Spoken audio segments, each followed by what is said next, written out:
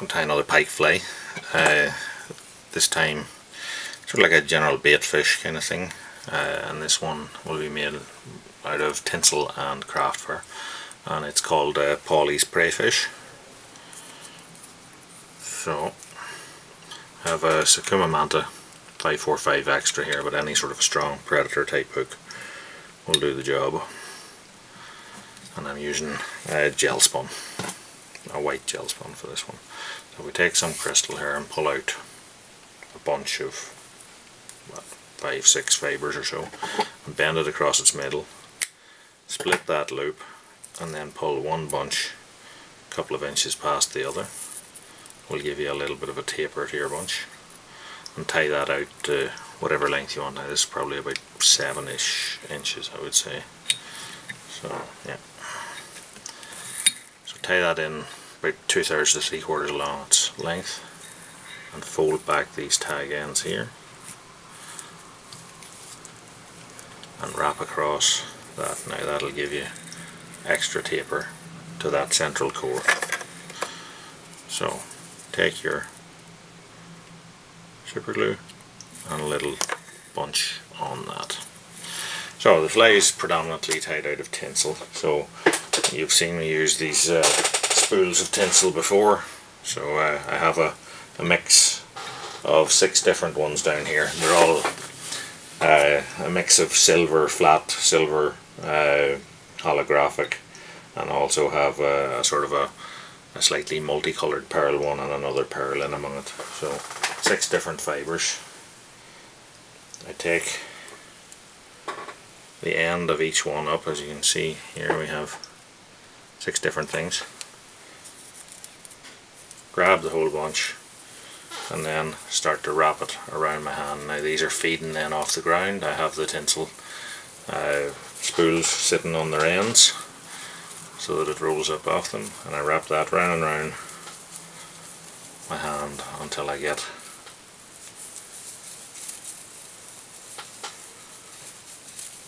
a decent bunch wrapped around. Then I snap that off, keep the hold of the whole bunch, and I lay that off to the side so that if I want to tie another one of the same fly, I just grab the whole bunch. So now I have this multicolored mix of tinsel wrapped around my hand. Get my finger in behind it and take it off, and you should have like a donut ring. Good scissors. Cut that, and I'll now have a hank of mixed, as you can see, pearls, holographic, silvers, suitable for a bait fish. So I'm going to split this bunch into about 3. So I'm going to lay that bit over there. This bunch that I've taken out here, I'm going to pull the tips out a little bit, pull smaller and smaller bunches out until I've elongated it by 60% maybe of what its original one was. But as you can see, I now have a tapered end out of it, and I'm going to tie that in on top here out to the same length as my tail. I'll push it on there, and then if I put on a loose wrap and then tighten that up, this bunch of tinsels should splay around the shank of the hook. Then I fold all this back. It sort of likes to cling to itself by static, so it takes a little bit of brushing out to get it back here.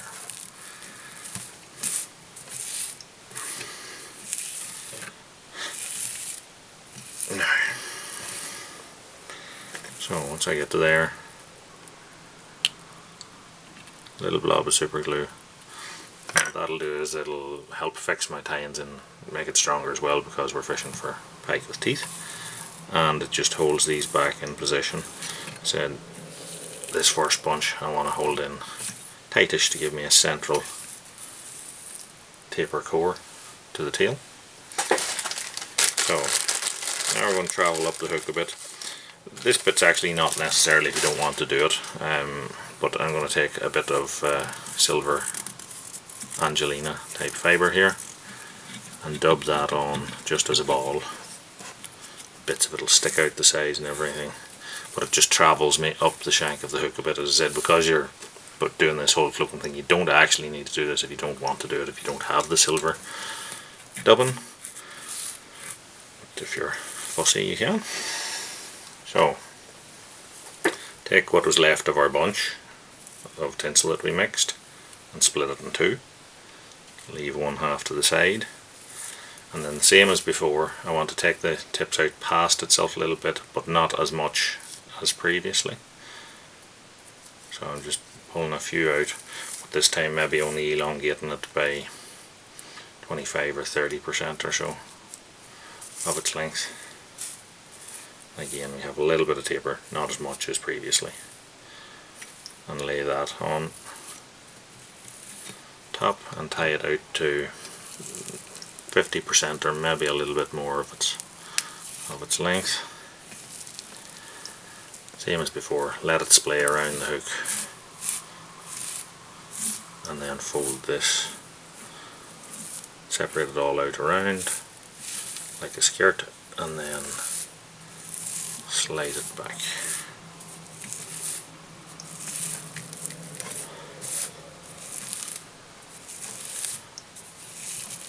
Once I've got it back,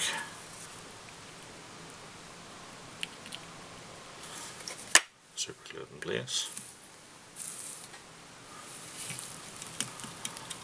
build up a little bit of super glue in front of it with the tying thread, and then back to our silver dubbing again for another little small bunch. Now what this dubbing also has the added effect of is, if I make a ball of it here, it gives it something for the material to flare out around, and that can give you a little bit more body to the fillet. So back to our last bunch. This time I'm not going to taper it at all. I'm just going to tie it in around its middle, loose wrap on, and then once you tighten it should spin around.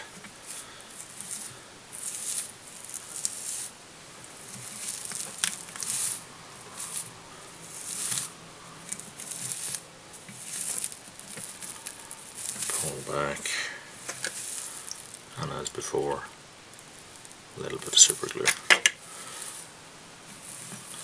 So that's given us, as you can see, sort of like a baitfish profile. Now if you want, you can pull that rail back tight to get you a real slim one, or you can squeeze that. It will super glue it to your fingers, yeah, but as you can see, it'll make it flattened this way, but give more height and depth to it, and you just have to get your finger off it without remaining permanently attached to the thing. So I'm going to now take a bit of red craft fibre or craft fur, not an overly large bunch. This is more just for an accent of colour in it, and I suppose it'll suggest fins. So grab our bunch when it's cut off, and I'm just taking the short rubbishy bit out of the bottom because it's no use to me. And I take my bunch,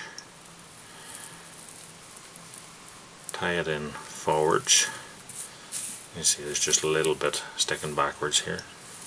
You don't have to trim that off, don't worry about that, you'll never see it. Then fold all that back,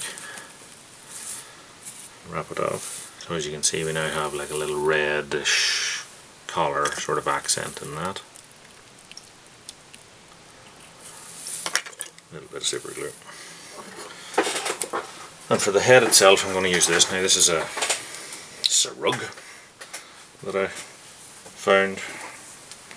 It's actually in Lidl.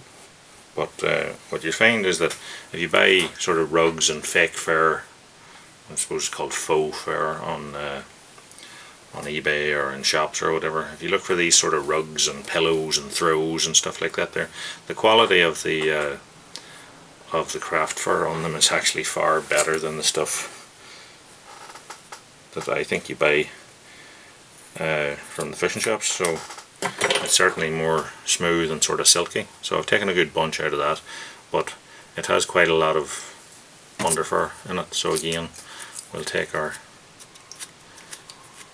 mascara brush and comb out as much of this short sort of rubbishy bits, because all that will do, well, it'll make the head bigger, bulkier, but there's no length in it. So these sort of longer bits are the ones I want. So I've got my bunch now, I've reversed it, and I'm just going to slide it over the eye, put a loose wrap on, and then pull, and that'll go down tight in behind the eye. So then splay this all out in the directions that it wants to go. Pull my tying thread through a gap in them, and then wrap that off in front to make a head.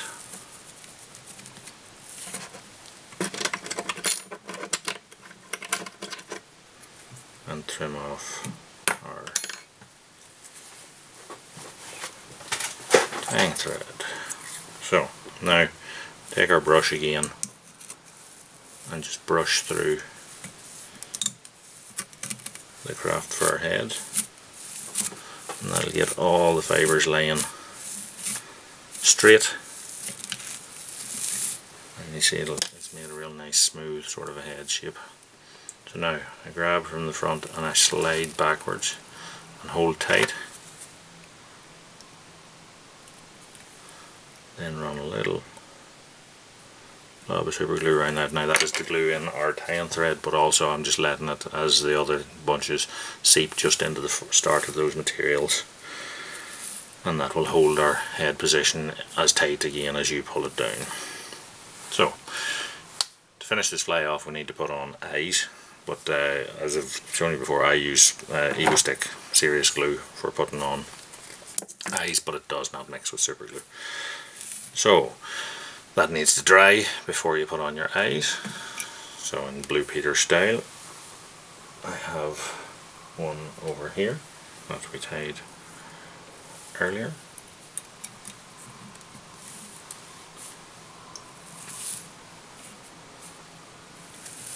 So you could put on whatever colour of eye you want here, but I'm going to go for a red. So I have a couple of red. These are probably 5 or 6 millimeter eyes, but you can, if you want a much bigger one, you can use a much bigger one. Take off the lid of the Evo Stick, and on the back of the eye create a good sort of dome of glue, and then set my fly up on its side there so you can see, hopefully. Set it back a bit, and then push the eye down into that blob of glue. Then flip the fly over, take our other eye,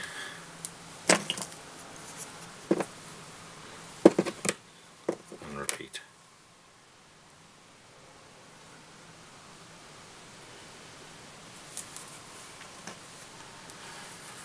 With the Evo Stick, just make sure you get the top back on it fairly quick, otherwise it starts to set. So I just check it by spinning the vise that I have them at the same distance back, and then push that down in.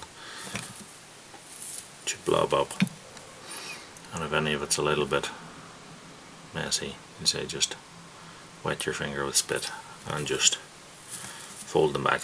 I also like to just take the front lip and push it back a little bit onto the front rim of the eye, and that to me stops it from delaminating or falling off just as handy. But that's our fly tied. That's Paulies Preyfish.